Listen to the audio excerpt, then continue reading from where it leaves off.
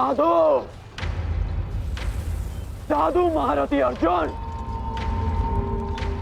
आज तुम्हारे तीखे बाण का आभास हो गया, परंतु तुम्हारे बाण संधान में बल नहीं था।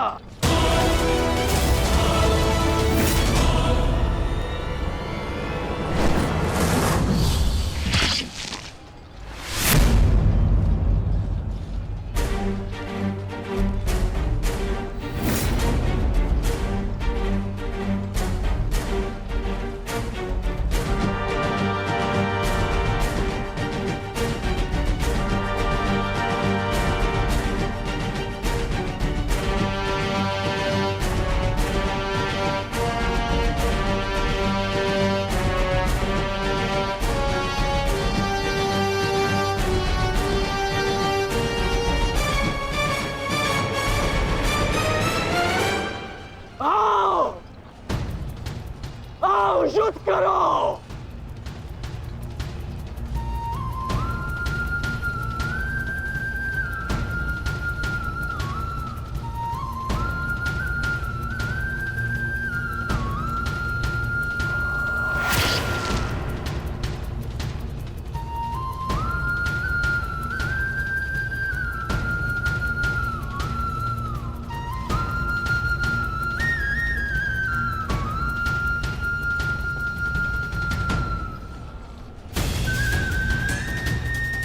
ये कैसा आभास है?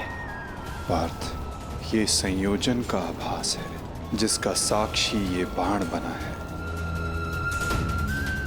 आओ युद्ध करो।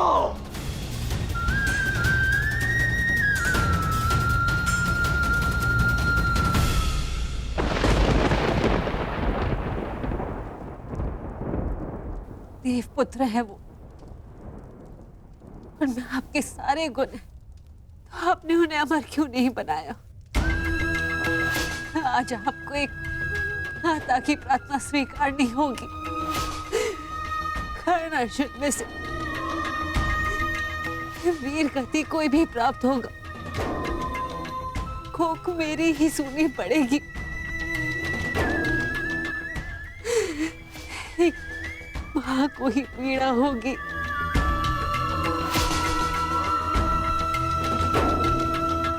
प्रभु, मेरे दोनों पुत्रों की रक्षा करो। कर्ण और अर्जुन भाई हैं। इस प्रकार उन दोनों को एक दूसरे का वध करने में विवश मत करो। इस अनर्थ को रोक लो प्रभु। मेरे दोनों पुत्रों की रक्षा करो, रक्षा करो।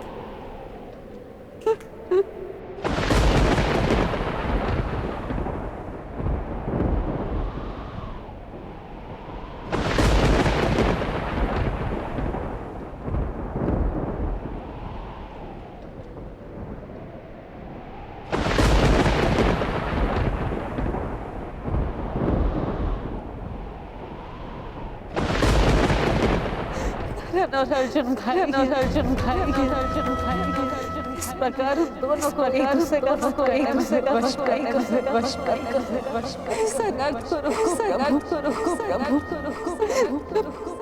दोनों पुत्रों की रक्षा करो।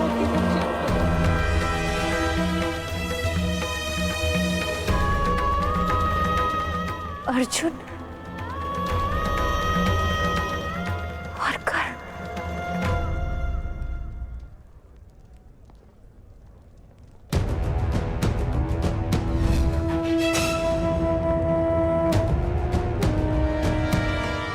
ये शर संधान नहीं होगा। मैं एक सूत पुत्र से विवाह नहीं करूंगी।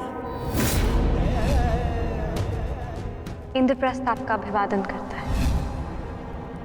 मैं आपका अभिवादन स्वीकार नहीं कर सकता देवी। कुंती का पुत्र ना सही, एक पुत्र आया है एक स्त्री का मान बचाने। जब भी कोई शिशुपाल किसी स्त्री का मान भंग करेगा, ये कर्ण उसके मार्ग में बाधा बनेगा। दासी हो या शत्रु, एक स्त्री का मान भंग नहीं किया जा सकता। और वो एक कुलवधू है।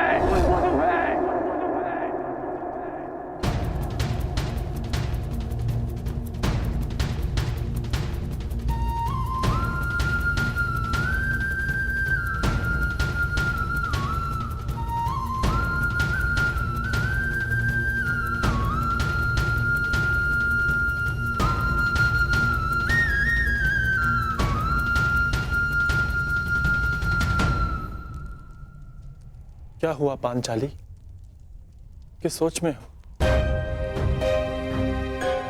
आप पूछ रहे थे ना आर्य कि अवसर मिलने के पश्चात भी गर्भ ने आपका वध क्यों नहीं किया, क्यों छोड़ दिया आप दोनों को? कारण मुझे पता है।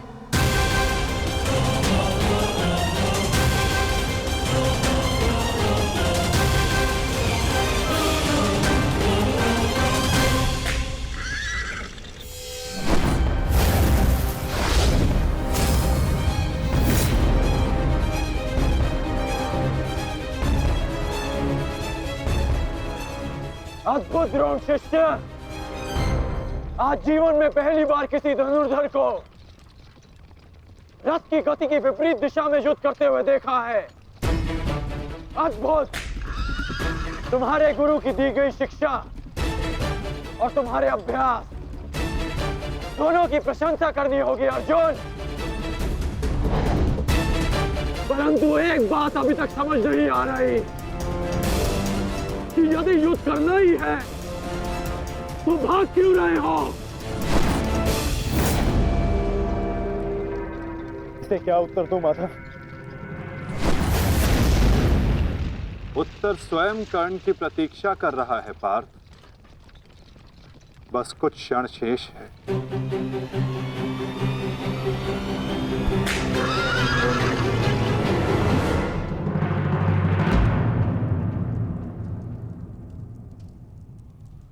नकुल, अब तक तुम्हारे घावों का उपचार नहीं हुआ, कहाँ जा रहे हो?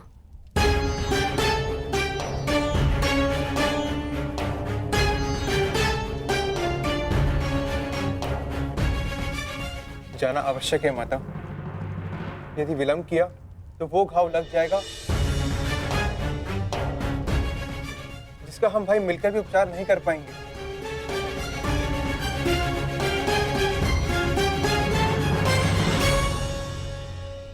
क्यों माता, क्यों हमसे ये भेद छिपाया?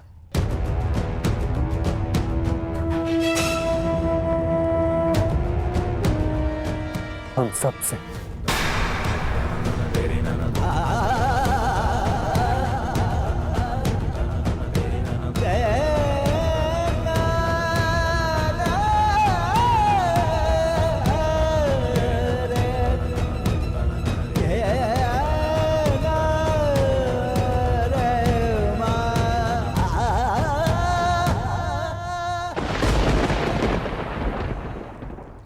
मैं समझ नहीं पा रहा हूं कि अर्जुन भाग क्यों रहा है। कदाचित अर्जुन आपको कुछ और दिन जीने का अवसर देना चाहते हैं अंगराज। नियति के संदेश को समझिए और लौट चलिए। मैंने आपसे पहले भी कहा है कि अपने शब्दों पर नियंत्रण रखें।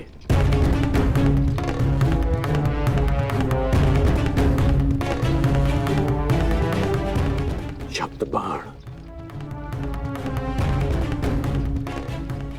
मुझे शब्द बाण का उपयोग करना होगा। अर्जुन, मुझे विश्वास नहीं होता कि तुम अभिमन्यु जैसे योद्धा के पिता हो। जो अभिमन्यु 6 योद्धाओं के समक्ष खड़ा रहा,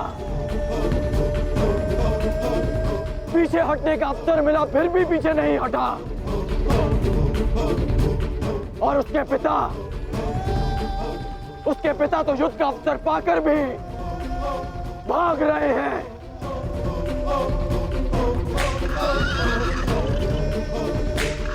क्या युद्ध आरंभ होने से पूर्व तुम्हारे ज्येष्ठ ने तुमसे ये आशा की थी?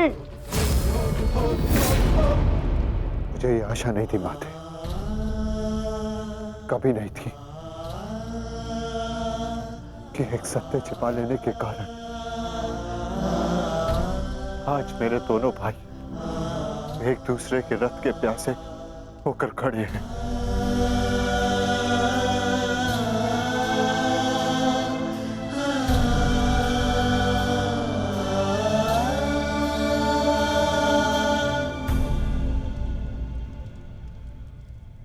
ज्येष्ठ जीवन भर जिसे हम सूत पुत्र कहकर अपमानित करते रहे, वो हमारा ज्येष्ठ है।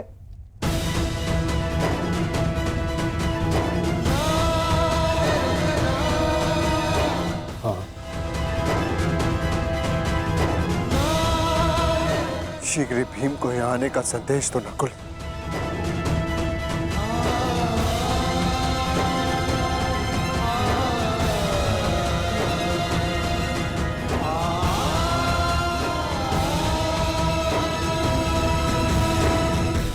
क्या महाबली वृकोदर का अनुज इतना दुर्बल है? बोलो अर्जुन। सावधान! तुम्हें युद्ध चाहिए ना, वो तुम्हें मिल रहा है।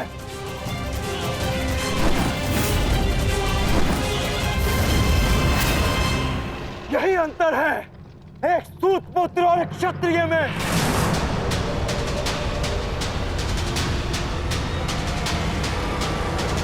एक क्षत्रिय अपनी भुजाओं का प्रयोग करता है और एक सूत पुत्र अपनी जीवा का। बाण केवल लक्ष्य संधान करते हैं। हाँ, मैं सूत पुत्र हूं, लेकिन आज एक क्षत्रिय की छाती पर लक्ष्य भेद अवश्य होगा।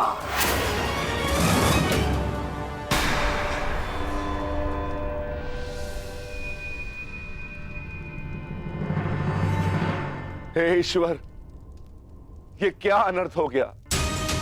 क्षत्रियों में सर्वश्रेष्ठ को जीवन भर मैं सूत पुत्र कहकर अपमानित करता रहा।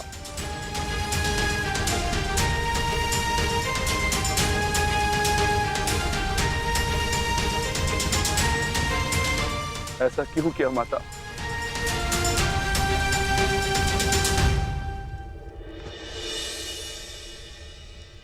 माता बताइए, आपने हमारे ज्येष्ठ का सत्य हमसे क्यों छुपाए रखा? बताइए माता।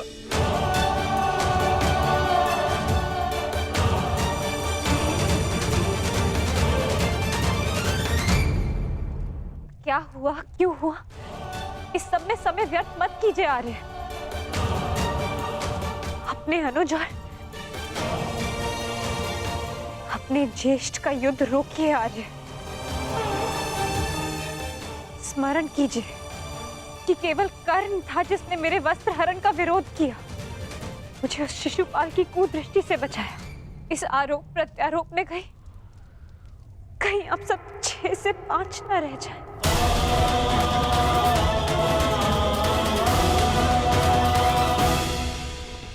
क्या सूर्यास्त तक भागते रहोगे? क्यों समय व्यर्थ कर रहे हैं माता?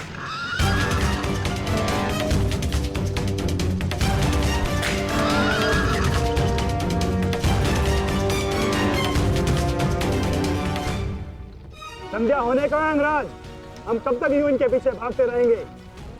मुझे अपनी भूल का स्मरण हो गया है। मैं अनुचित पात्र से प्रश्न कर रहा हूं। माधव, मैं आपसे प्रश्न करता हूं। बताइए, बताइए कि ये लीला क्या है?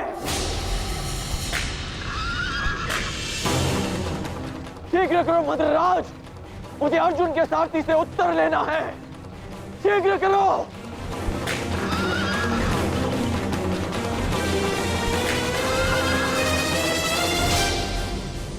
माधव, क्या यही आपका न्याय है?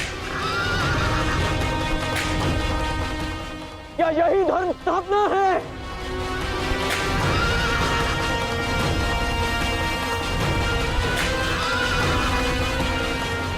क्या अर्जुन का नाम आप इसी भांति इतिहास में अमर कर देना चाहते हैं? अर्जुन को मैं द्वंद के लिए ललकार रहा हूं और उसका सारथी उसे भगा ले जा रहा है।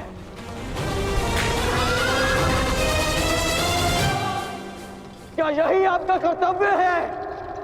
बोलिए माधव।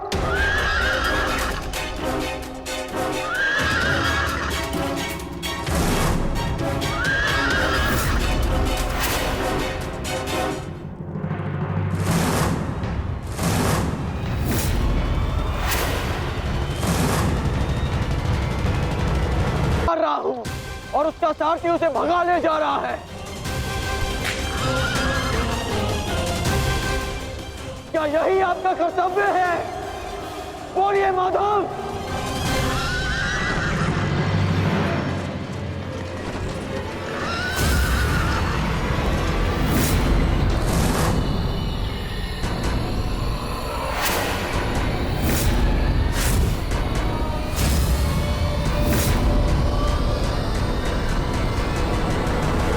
मेरे प्रश्नों का उत्तर दीजिए माधव। चयन पर सबका अधिकार है अंगराज। तुमने प्रश्न करने के अधिकार का चयन किया और मैंने उत्तर ना देने का। कर्तव्य, कर्म और धर्म स्थापना में हर कोई अपना अपना पात्र निभा रहे हैं कर्ण। तुमने अपना कर्तव्य चयन किया और मैंने अपना। क्या इस युद्ध के मध्य में मैंने तुमसे कभी पूछा कि न्याय क्या है?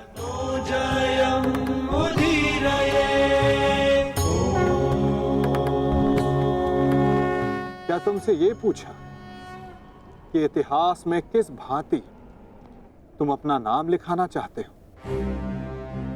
तुम और तुम्हारे सारथी के मध्य में ना आना मेरी सीमा है,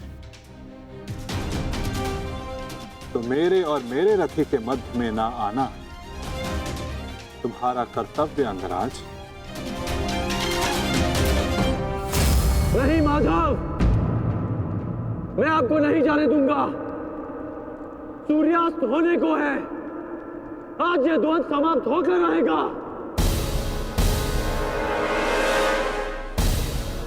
तो ठीक है अंगराज,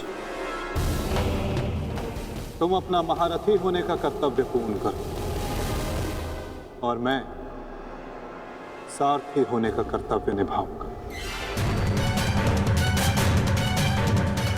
केवल शब्दों के बाणों से अर्जुन और वासुदेव को नहीं रोक पाओगे कर्ण। उसके लिए तो महा दिव्यास्त्र चाहिए। मेरे धैर्य को मत ललकारिए माधव। मैं इस युद्ध के लिए कुछ भी करूंगा। यदि आप ना रुके तो मैं दिव्यास्त्र का प्रयोग करूंगा। मैं ब्रह्मास्त्र का प्रयोग करूंगा।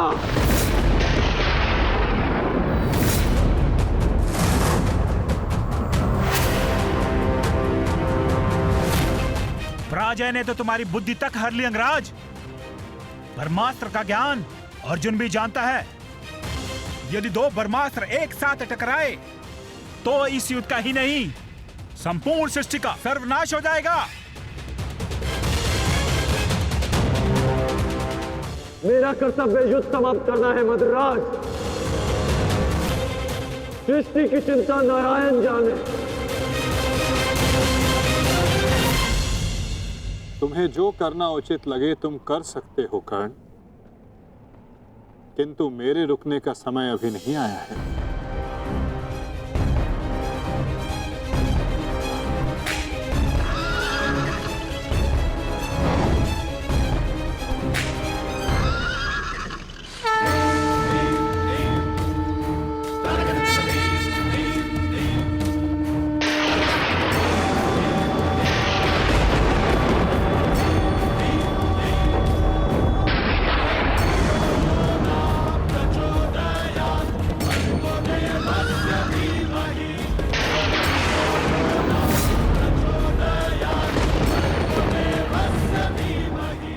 नहीं पार।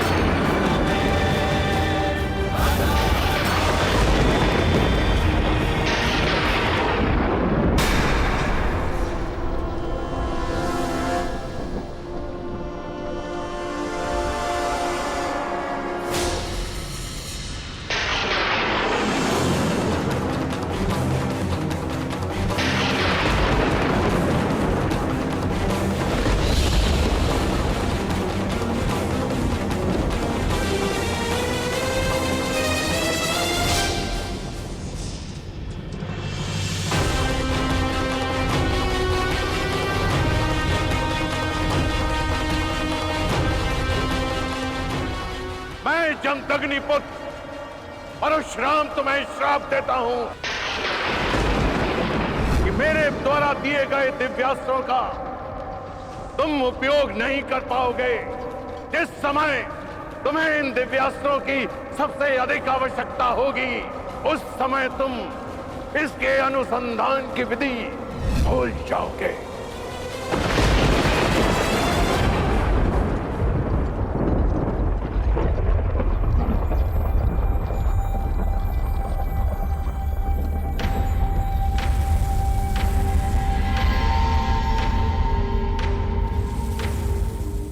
क्या हुआ अंगराज?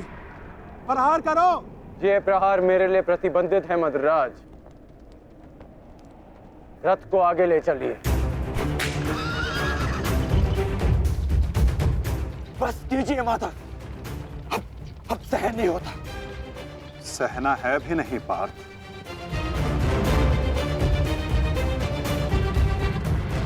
अब समय आ गया है।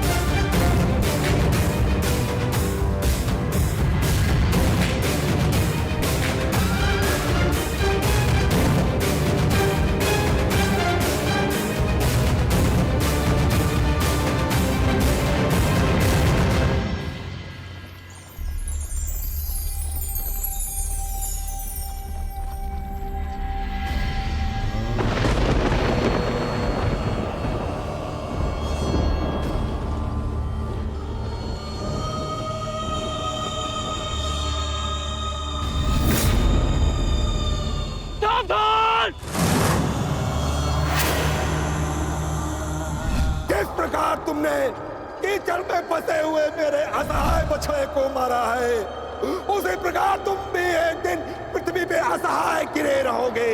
मैं अग्निहोत्र ब्राह्मण विजय तुम्हें श्राप देता हूं।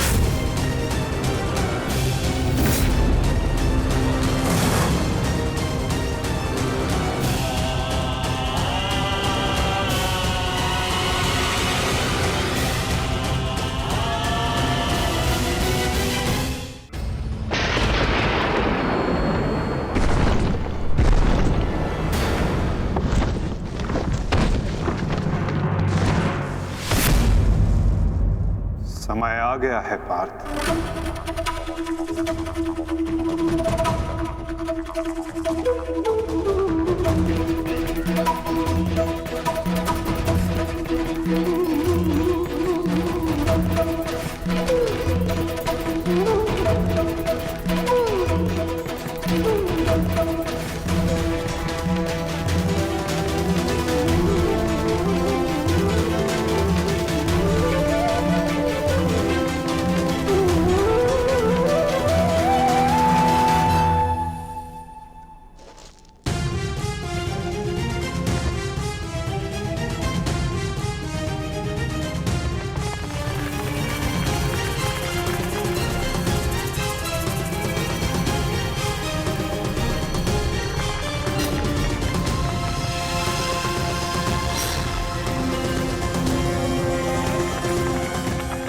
राज, चक्र निकालने में मेरी सहायता कीजिए।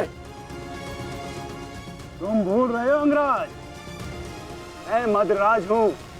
ये राज्य मुझे जन्म और प्रताप से मिला है, किसी के दान से नहीं। भले ही मैं तुम्हारा साथी हूं, परंतु परिचालक नहीं। तुम सूत पुत्र हो, तुम स्वयं अपने रथ का चक्र निकालो।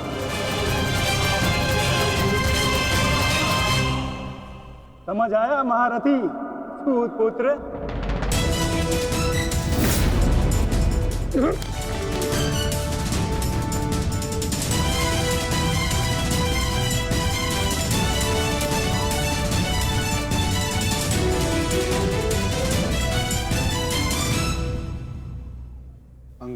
को युद्ध का आवाहन दो पार्थ।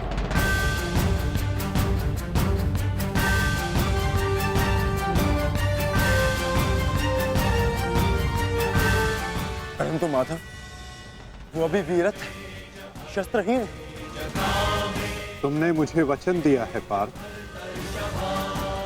कि तुम अपने सारथी की हर आज्ञा का पालन करोगे।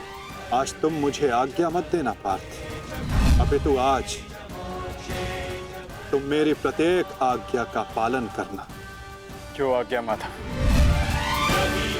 अंगराज को युद्ध का आवाहन दो पार्थ।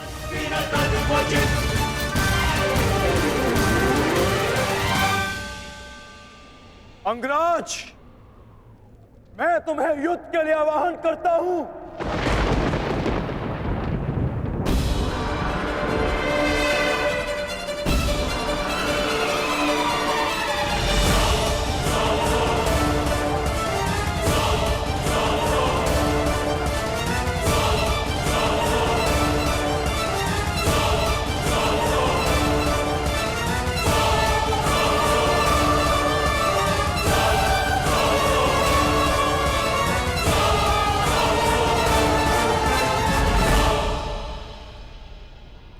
हर दिशा में फैल जाओ, रथ के चक्रों के चिन्ह का पीछा करो।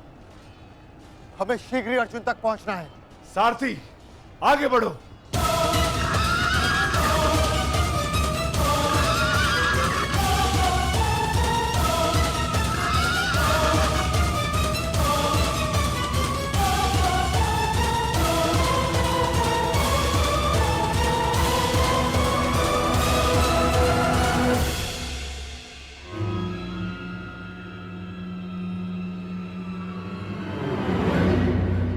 ये कैसी नीति है माधव?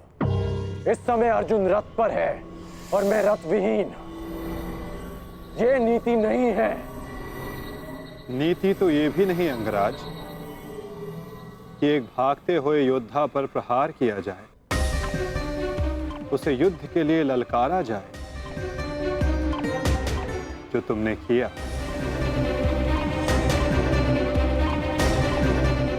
आप कह रहे हैं तो उचित ही होगा माधव, परंतु युद्ध से पूर्व मुझे अपने रथ का चक्र निकालने दीजिए।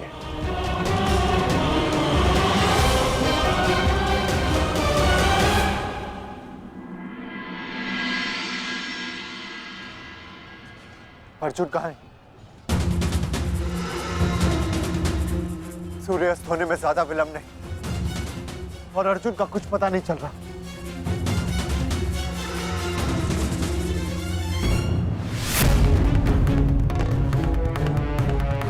माधव रथ को उस ओर ले गए थे, हमें उस तरफ चलना चाहिए। सारथी, आगे बढ़ो। सारथी, शीघ्रता करो, उस ओर चलो।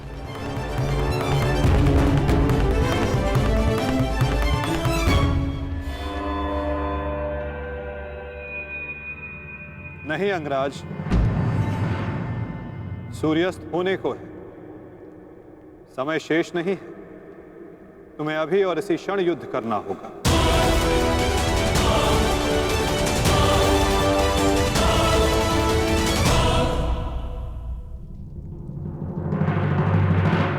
आपने हमारे ज्येष्ठ का सत्य हमसे क्यों छुपाए रखा? बताइए माता।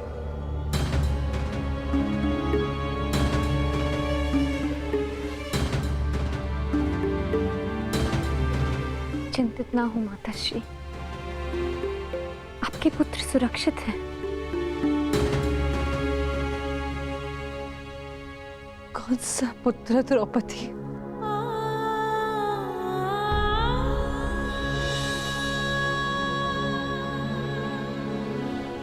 तुम भी एक माता हो यज्ञसेनी। यदि तुम्हें ये विकल्प दिया जाए कि तुम्हारा एक पुत्र जीवित होगा और एक को अपने प्राण देने होंगे, तुम किसे चुनोगी? बताओ द्रौपदी, क्या ऐसा निर्णय लेने का साहस है तुम्हें? उत्तर दो मुझे।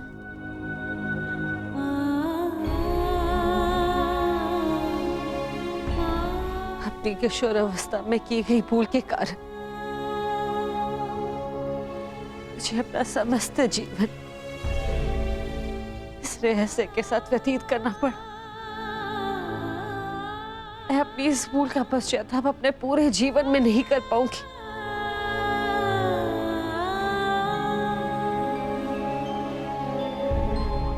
मैं अपना जीवन अपने 5 पुत्रों के साथ व्यतीत कर रही थी। एक माँ होने का पूरा कर्तव्य निभाया मैंने, किंतु मेरा एक पुत्र जिसे ना पिता का नाम मिला ना माता का स्नेह, वो अपने समस्त जीवन में एक पुत्र होने के समस्त सुखों से वंचित रहा। और मैं एक अभागन माता उसके लिए कुछ नहीं कर पाई। कर्ण के साथ जो मैंने अन्याय किया उसके लिए मैं स्वयं को कभी क्षमा नहीं कर पाऊंगी। बताओ मुझे, भला एक माँ अपने किसी पुत्र की मृत्यु का चुनाव कैसे करे? किसकी दीर्घायु के लिए प्रार्थना करूं? यदि एक के जीवन के लिए प्रार्थना करती हूँ तो उसका अर्थ ये होगा कि दूसरे पुत्र की मृत्यु के लिए प्रार्थना करना। किसके लिए प्रार्थना करूं? उस पुत्र के लिए जो सदैव मुझसे दूर रहा है, जिसे कभी अपने वास्तविक माता पिता का स्नेह नहीं मिला, या उस पुत्र के लिए जो सदैव हमेशा मेरे साथ रहा है, इसका पालन पोषण मैंने अपने हाथों से किया है। मैं द्रौपदी में किसके लिए प्रार्थना करूं? किसके लिए?